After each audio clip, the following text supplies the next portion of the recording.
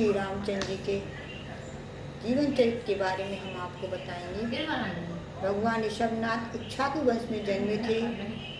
इस वंश में ऋषभदेव से लेकर भीष्म तीर्थंकर मुनि मुनीश्वरनाथ तक अनेकों प्रतापी राजा हुए हैं। इसी वंश में अयोध्या नगर में राजा रघु प्रतापी नृपति हुए हैं।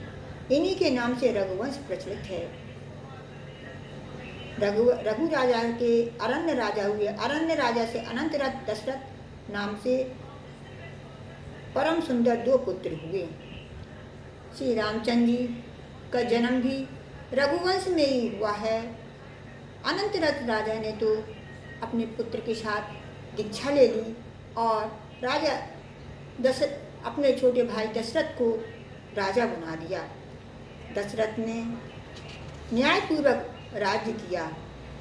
राजा दशरथ के 4 रानियां थीं, कौशल्या, सुमित्रा, केकई और सुप्रभा। राजा दशरथ और कौशल्या से श्री रामचंद्र जी का जन्म हुआ। सुमित्रा से श्री लक्ष्मण का जन्म हुआ। केकई रानी से और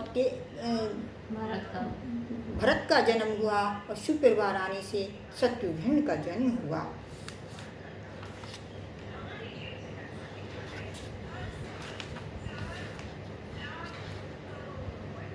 जब राजा दशरथ अयोध्या आकर अपना राज संचालन करने लगे, इस बीच राजा दशरथ के घर 4 रानियों से 4 पुत्रों का जन्म हुआ। चारों भ्राता बड़े हुए तो दशरथ ने उनको विश्वामित्र के पास सही प्रकार की विद्या पढ़ने के लिए भेजा।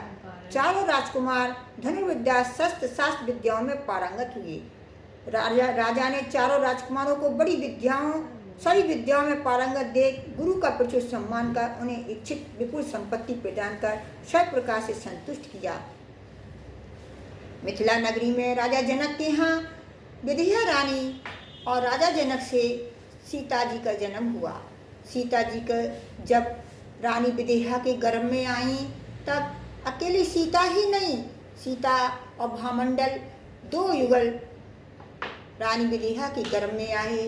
पूर्व बैर के कारण से एक देव के मन में विचार आया और जैसे ही भामंडल का जन्म हुआ, सीता के भाई और सीता का जन्म हुआ, तो वह बैर भामंडल को पूर्व बैर के कारण से अपहरण करके ले गया।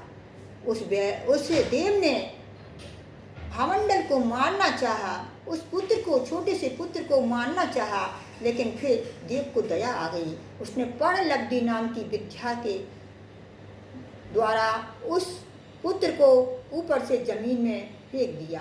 वह पुत्र और उसने भामंडल को दोनों कानों में कुंडल पहना दिए। सुंदर चमकते हुए कुंडल, उसकी आभा चारों ओर चमक रही थी। जैसे ही वह भामंडल ऊपर से नीचे की ओर गिर रहा था, वैसे ही वहाँ से विद्याधर राजा चंद्रगति आ रहा था। उसने जैसे ही कोई चमकती हुई वस्तु को नीचे गिरते हुए देखा तो उसे बड़ा आश्चर्य हुआ। पास में जाकर के उसने देखा तो देखा यह तो कोई बालक है। वह बड़ा प्रसन्न हुआ क्योंकि चंद्रगति विद्याधर के यहाँ पुत्र नहीं था, संतान का अभाव था, तो वह भामंडल को प्राप्त करके बहुत खुश हुआ। जब वह भामंडल थोड़ा बड़ा हुआ तो नारद ने भामंडल को सीता का चित्रपट दिखाया। सीता के चित्रपट को देख करके भामंडल मोहित हो गया और उसने सीता जी से शादी करने का विचार किया। लेकिन राजा जनक ने पहले ही सीता का विवाह रामचंद्र जी से करने का निश्चित कर लिया था। तो चंद्रगति विद्याधर ने किसी कारण से राजा जनक को अपने यहाँ बुलवा लिया और राजा जनक ने फिर भी कहा, चंद्रगति विद्याधर से कहा कि मैंने तो अपनी पुत्री को श्री रामचंद्र जी को देने का वचन दे दिया है, अब मैं अपने वचन को कैसे बदल सकता हूँ। तो चंद्रगति विद्याधर ने क्रोधित होकर के कहा, हम तुम्हारे लिए 2 धनुष दे रहे हैं, एक सागरावत और एक वज्रावत। यदि इस धनुष को जो भी चढ़ा देगा वही सीता का वरण करेगा। यदि कोई इस धनुष को नहीं चढ़ा पाएगा तो फिर सीता को भामंडल के साथ स्वयंवर करना पड़ेगा। राजा जनक वह दोनों धनुष लेकर के अपने नगर में आ गए, लेकिन चिंतित बहुत थे। जब रानी विदेहा ने राजा जनक को चिंतित देखा तो पूछा क्या कारण है। उन्होंने कहा सारी बात बता दी। तो रानी विदेहा ने राजा जनक को समझाया, बड़े बड़े राजा आए हुए हैं और फिर रघुवंश के प्रतापी पुत्र श्री रामचंद्र जी और लक्ष्मण आए हुए हैं। वह इस साधारण से धनुष को एक बार में ही चढ़ा देंगे, आप क्यों चिंता कर रहे हो। हुआ यही, स्वयंवर हुआ।